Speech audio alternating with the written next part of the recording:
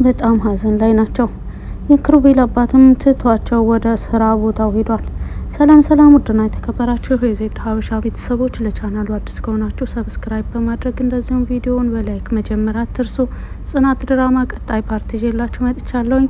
እስከ መጨረሻው ድረስ አብራችሁን ለመቆየት ሞክሩ። ክሩቤልም የሰርጉን ጊዜ ለማራዘም እየሞከረ ነው ያለው። እንደዚሁም ጽናት በክሩቤል ንግግር ተስማምታለች።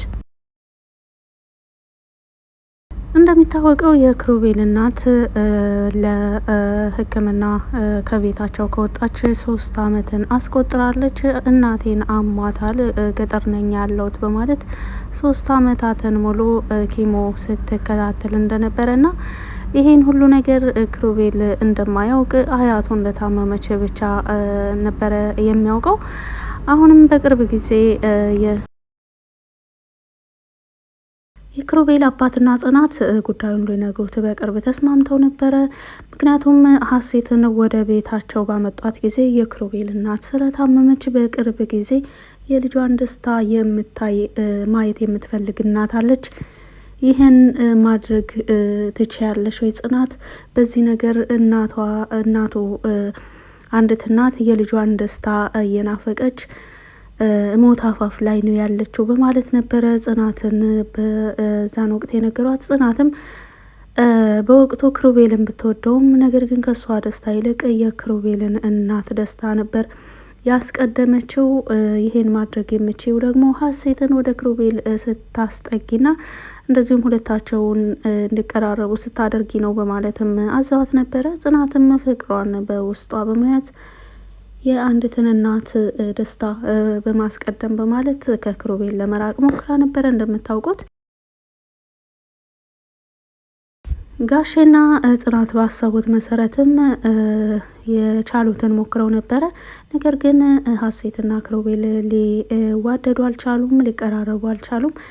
ሀሴትም ለክሩቤል ትሆነዋለች ብላም አልገመተችም። ምክንያቱም ሀሴት የሰራችውን ስህተት ሁላችንም ስላያችሁ። ከዛም በኋላ መልሰው ክሩቤልና ጽናት ወደ ፍቅራቸው ተመልሰው ነበረ። ከዛም ከተመለሱ በኋላ ለራሱ ክሩቤል የሆነ የደበቃችሁ ነገር አለ እያለ በተደጋጋሚ ያስቸግራቸው ነበረ።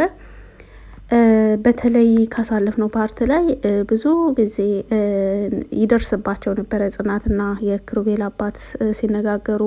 እንደዚሁም ጽናት በስልክ ስትነጋገር የክሩቤል አባቱ ራሱ በስልክ ካሁን በኋላ ልጄን ልደብቀው አልፈልግም፣ ወይ ንገሪው ወይ እነግረዋለሁ፣ የእናቱን ጉዳይ ማወቅ አለበት በማለትም ከእናቱ ጋር ከባለቤቱ ከወይዘሮ አስቴር ጋር ማለት ነው በስልክ ሲያወራ ክሩቤል በተደጋጋሚ ይደርስበት ነበረ።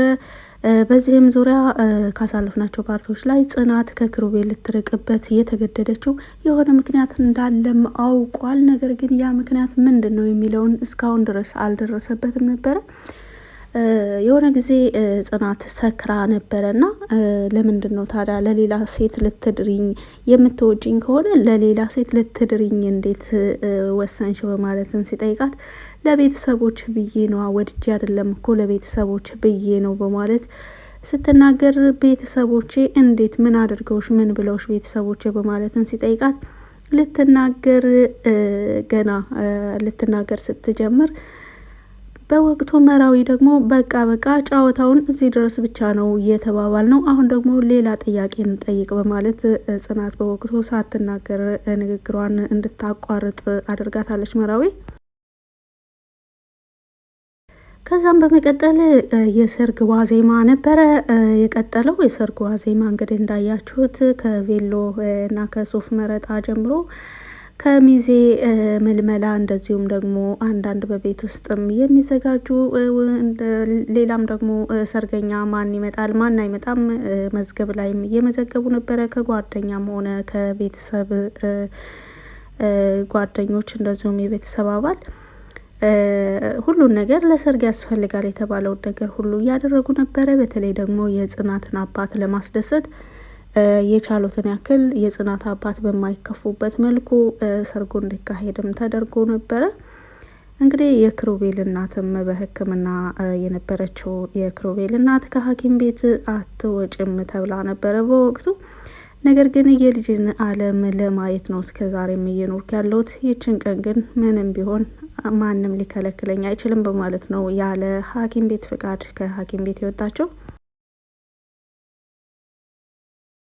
ያለ ሐኪም ቤት ፍቃድ ወደ ቤት የሄደችው ወይዘሮ አስቴር የክሩቤል እናት ወደ ቤቷም ከደረሰች በኋላ ቤት ውስጥ እየተዘጋጁ ያሉ የሰርግ ዋዜማዎችን አንዳንድ ነገሮች ከጠየቀች በኋላ እንግዲህ ወደ ሳሎን ቤት ሄዳ አረፍ በማለት ላይ ሳለች ክሩቤል መጥቶ ከጽናት ጋር ሊጋቡ እንደነበረና ያፈቀራት ሴት እንደዚሁም ደግሞ እናቱ ስትጓጓለት ለአመታት ስትጓጓለት የነበረው ነገር ዛሬ ደርሷል እማዬ በማለትም ሲነግራት በጣም ደስተኛ ነኝ በማለት ፈጣሪዋን በማመስገን ክሩቤልንም ጽናትንም በመመረቅ እንደዚሁም የክሩቤል አባትም ሁለታቸውን በመመረቅ ትዳራቸው እንዲባረክ የወደፊት ህይወታቸው ደግሞ ያማረ እንደሚሆንላቸው በምርቃታቸው ጠቅሰውላቸው ነበረ።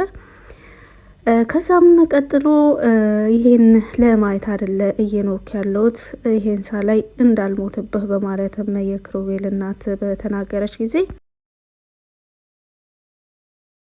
በወቅቱ ክሩቤልም ምንድን ነው ሰሞኑን የምታወሩት ነገር ምንም እየገባኝ አይደለም፣ በዙሪያዬ የሆነ ትልቅ ነገር የተደበቀ ያለ ነገር ይመስለኛል። ሁላችሁም ለየብቻችሁ አንዳንዴ ለየብቻችሁ የምታወሩበት ጊዜ አለ። እኔ ስጠጋ ግን ስልክም ያወራችሁ ከሆነ እኔ ስመጣ ትዘጋላችሁ፣ ንግግር ላይም ከሆነ እኔ ስጠጋችሁ ንግግራችሁን ታቋርጣላችሁ። ይህ ማለት ደግሞ የሆነ የደበቃችሁ ትልቅ ነገር አለ ማለት ነው በማለትም ክሩቤል ድምፁን ከፍ አድርጎ በተናገረ ጊዜ ወይዘሮ አስቴርም ያለውን እውነታ ነገረችው። እንደዚሁም የክሩቤል አባትን ጉዳዩን ለማስረዳት ሞከረ። ነገር ግን ክሩቤል ለምን ደበቃችሁኝ? እኔ ልጃችሁ አይደለሁም ወይ? ኃላፊነት መቋቋም የማልችል ደካማ ፍጡር አድርጋችሁ ነው ወይ የምታዩኝ? በማለት በወቅቱ በጣም ተበሳጭቶ ነበረ። ከመበሳጨትም በላይ ጽናትን በጥፊ መቷታል። በወቅቱ በጣም ተናዶ ስለነበረ ድምፁን ከፍ አድርጎ ኧረ ተው እባክህ ልጄ፣ እኔ አሁን የዛሬውን ደስታህን ለማየት በጣም እየጓጓሁ ነው፣ እባክህ ጊዜን አታበላሽቤ በማለትም እናቱ ክሩቤልን ለመማፀን ብትሞክር ክሩቤል ግን በጣም ደንግጦ እና ተናዶ ስለነበረ ምክንያቱም የእናቱን ሕመም ማወቅ ነበረበት። እውነት ለመናገር እኔም እንደ ተመልካች የምጨምረው ሀሳብ ቢኖረኝ እናት ምንድን ነው የሚባል የሆነ አባባል አለ፣ ሕመም ቢደብቁት ሞት ይመሰክራል እንደሚባለው ሁሉ በዚህ የህይወት መንገድ ላይ የሚያልፉ ሰዎች አሉና በተለይ ደግሞ እንደ ልጅ ሁኜ ሳስበው እንደ እናት ሆነን ስናስበው እርግጥ ልክ ናቸው የክሩቤል እናት ማለት ይቻላል። አንድም ቀን ቢሆን በእኛ ምክንያት ልጆቻችን ደስታቸውን እንዲያጡ እንዲጨናነቁ አንፈልግም። ምክንያቱም በጭንቀት የሚፈጠር እና የሚቀየር ነገር የለም። ነገር ግን እንደ ልጅ ሆነን ስናስበው ቤተሰቦቻችን እርግጥ የታመመ ሰዎች አይደለም የሚሞተው፣ ነገር ግን ቤተሰቦቻችን እስከ መጨረሻ እስትንፋሳቸው የሆነ የምንችለውን ሁሉ አድርገንላቸው የቻልነውን ሁሉ አድርገንላቸው ነው እንድንኖር የምንፈልገው እና በተለይ ደግሞ አንድ ሰው ጤነኛ ነው ሲባል ኖርማሊ እንዘናጋለን። ነገር ግን ህመም ላይ እንደሆነና ኦሬዲ የኛን እርዳታ ከፈጣሪ በታች የልጆቻቸውን ከጎናቸው መሆን እስካስፈለጋቸው ድረስ በህመም ላይ እስካሉ ድረስ ማለት ነው ልጅ ሆነን ስናስበው በልጅ ቦታ ሆኜ ሳስበው ክሩቤል ልክ ነው እላለሁኝ። ምን ልላችሁ ነው የፈለግኩት እንግዲህ የክሩቤልም ሁኔታ እውነት ለመናገር በጣም ከባድ ሁኔታ ነበረ። ለዛም ነው እንግዲህ ያንን እየተነጋገረ ሳለ ነው የክሩቤል እናት እዛው ሶፋው ላይ የወደቀችው። ከዛም በኋላ ክሩቤልም እማዬ እያለ እንደዚሁም ባለቤቷም አስቱዬ እያለ ይጠሯት። ከዛም በኋላ ተመልሳ እንዳላነጋገረቻቸው እና በዛውም እስከ መጨረሻው እንዳሸለበች ነው እንግዲህ የታየው። በተለይ ክሩቤል በዚህ ጉዳይ ራሱን ጥፋተኛ እያደረገ ራሱን ይወቅስ ነበረ። ራሱን በጣም በተደጋጋሚ እኔ ነኝ እናቴን የገደልኳት በማለት ራሱን ይወቅሳል። ምክንያቱም ምንም በመጨረሻ ሰዓት ላይ ቢሆንም በወቅቱ ከእናቱ ጋር ደስ የሚሉ ንግግሮችን ማድረግ ቢያደርግ እንኳን ያን ያክል ራሱን እንደ ጥፋተኛ ላይቆጥር ይችላል።